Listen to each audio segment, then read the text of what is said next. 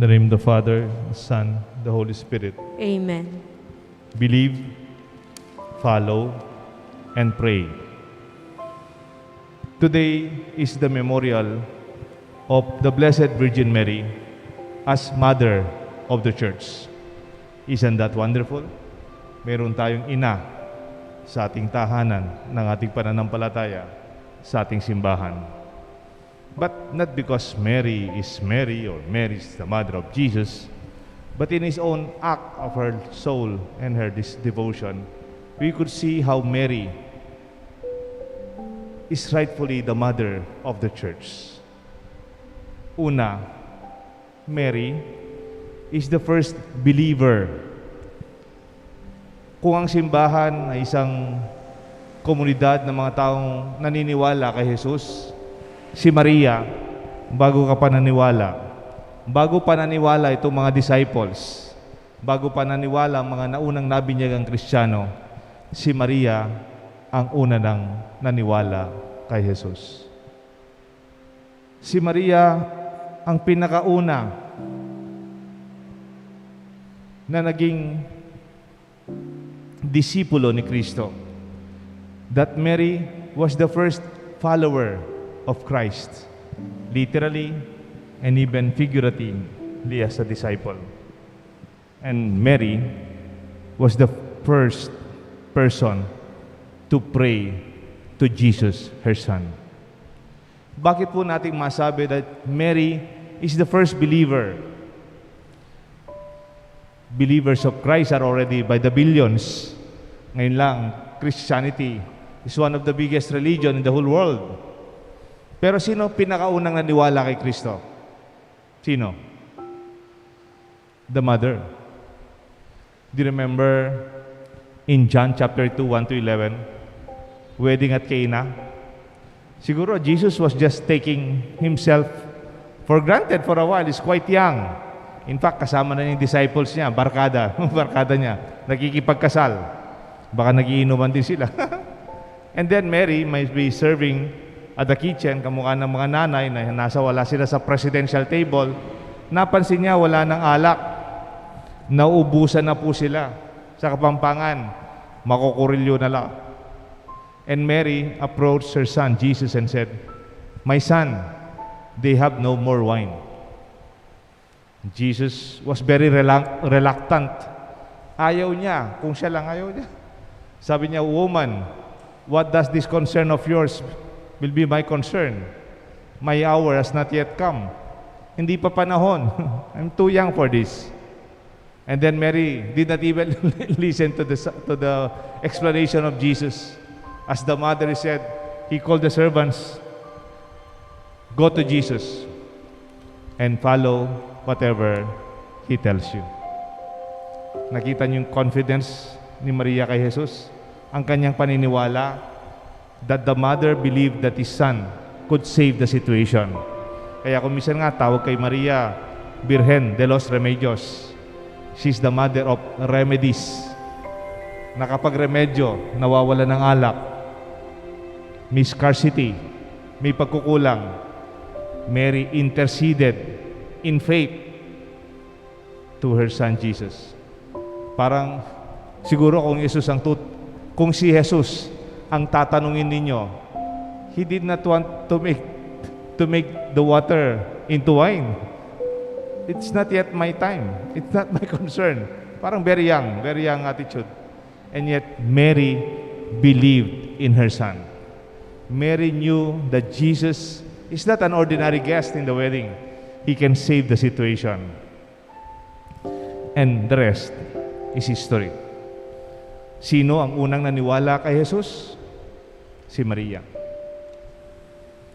Mary was the first follower of Jesus. Sino po sa inyong may anak?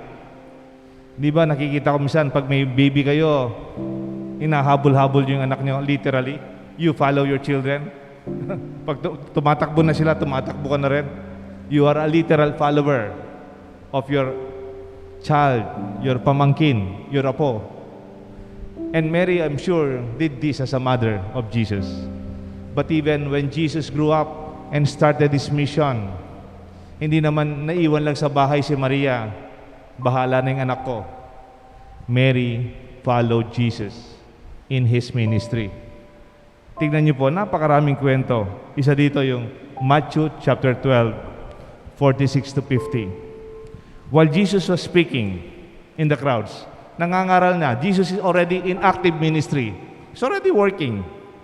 His mother and brothers stood outside trying to speak to Him.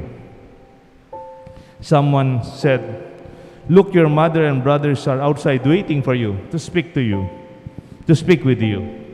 And yet Jesus answered and replied, "Who is my mother? Who are my brothers?"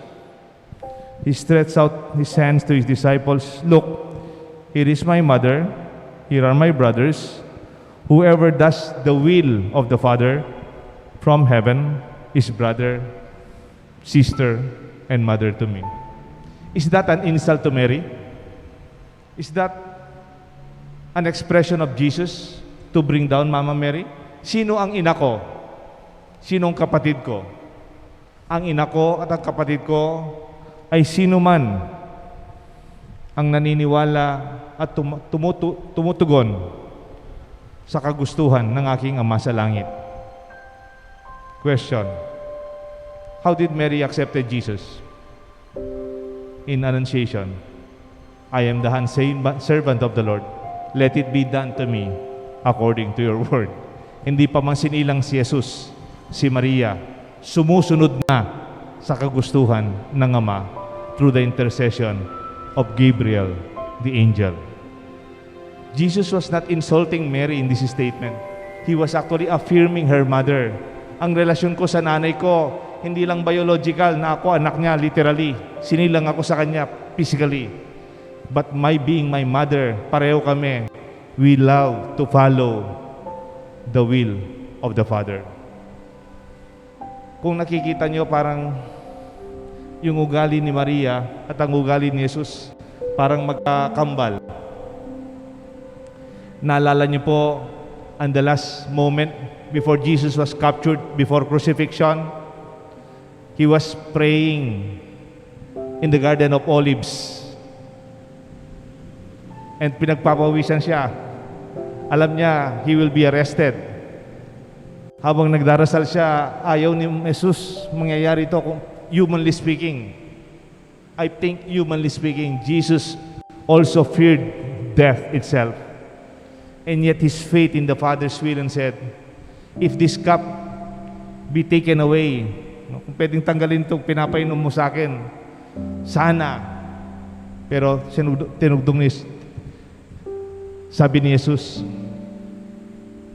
"But let your will be done." Thy will be done. Even in his prayer, thy will be done on earth as it is in heaven.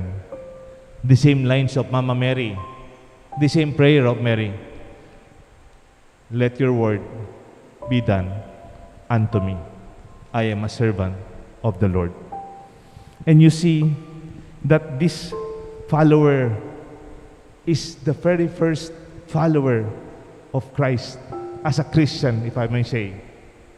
Kung meron tayong Kristiyanong simbahan, si Maria, hindi lang nakisali, siya ay nauna. Tayo lahat nagsisimba ngayon. Tayo lahat nagdarasal kay Jesus. Ang dami na nating mga panalangin na ginawa.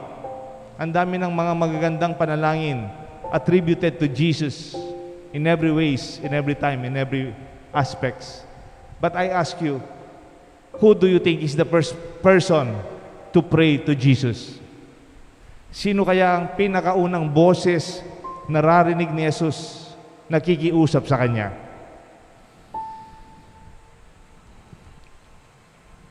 Imagine a pregnant mother. Mag-isip ka, isang nanay buntis. Buntis yung nanay. 9 na buwan yan. Kumisan silang dalawa lang. Madalas silang dalawa lang. Wala si Jose. Sinong kausap ni Mary? O kayo, yung mga nabuntis po siguro, kumisan, kausap nyo ang anak nyo. Kumusta? Maybe Mama Mary was whispering to her baby Jesus, and the baby Jesus would first recognize the voice of Mary as he was born. Nasa tiyan pa lang si Jesus, sa tiyan ni Maria, naririnig na ang boses ng kanyang ina. I'm sure kasi si Saint Joseph napakatahimik na tao.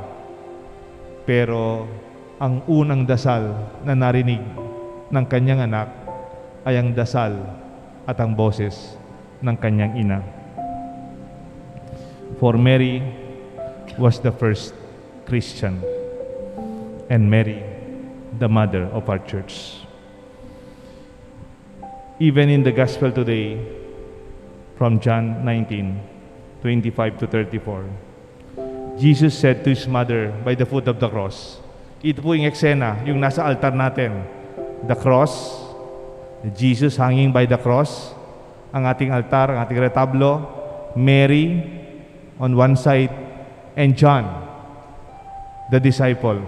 Ito po yung eksena ng John 19:24 to 25 to 34. At sabi ni Jesus, "Woman, behold your son."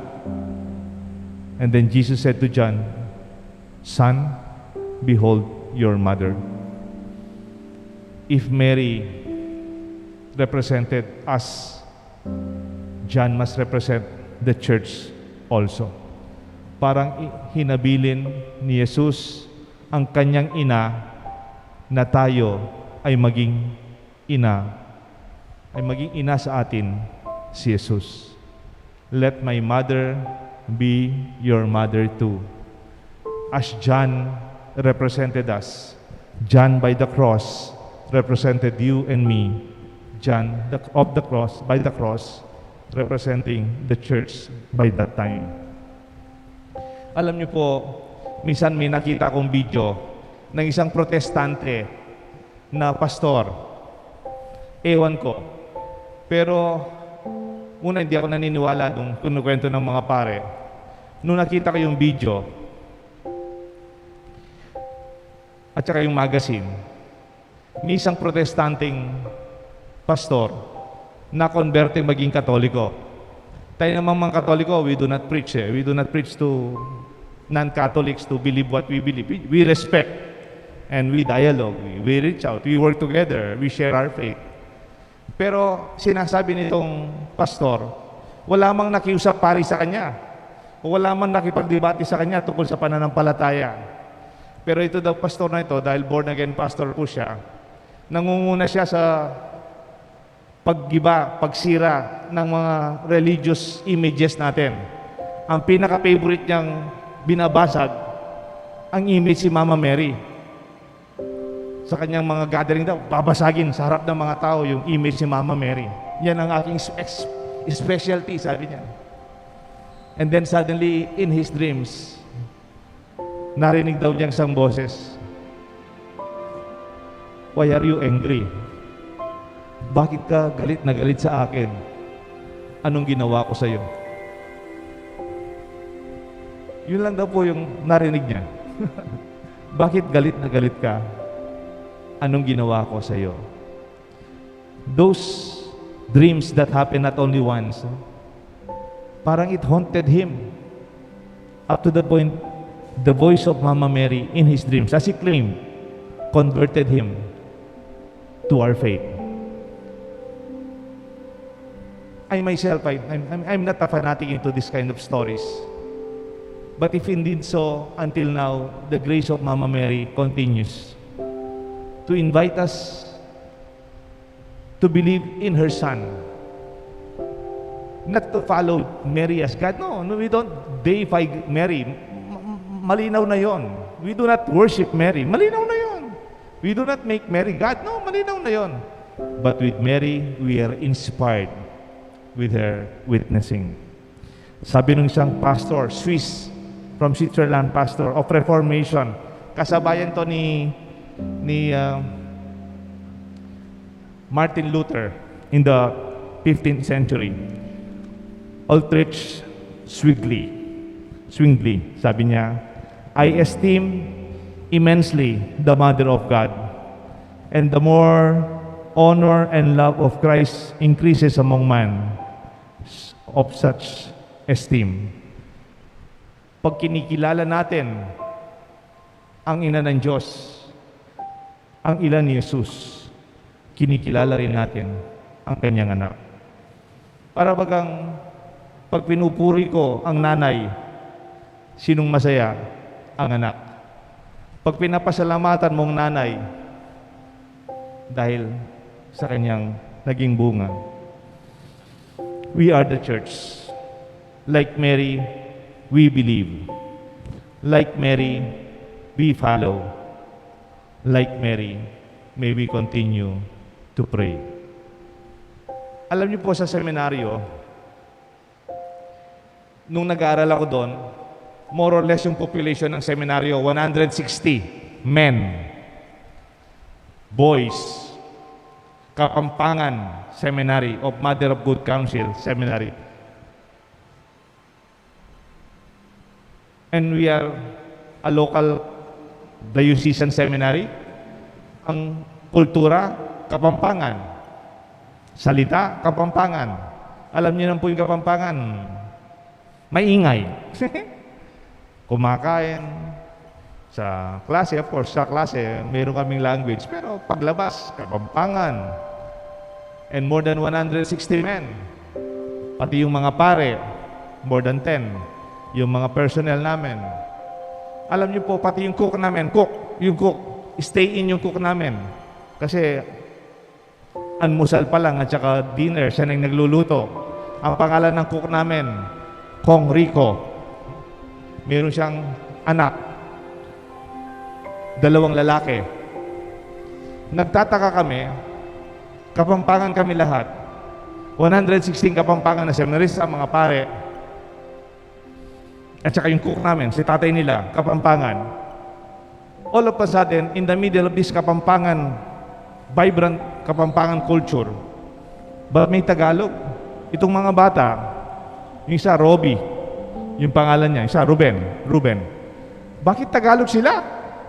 Mga Kapampangan na kayong mga Kapampangan, anak kayo kanyang Kapampangan. Ang gulo-gulo namin Kapampangan, sa kusina Kapampangan, sa koridor Kapampangan, Kapampangan kami lahat.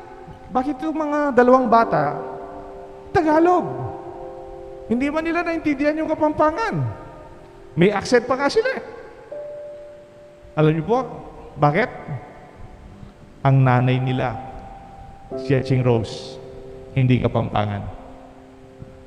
And imagine, in the middle of this Kapampangan, noisy culture of the Kapampangan, emerged the influence of the mother to her sons. Not because she intended to, but she's just the mother. And she's just relating to her with her own language. That's maybe my prayer, that the faith, the following, and the prayers of Mary, as her sons in our church, may we be like her in following, believing, and praying to her Son. May God bless us all, the Father, the Son, and the Holy Spirit. Amen.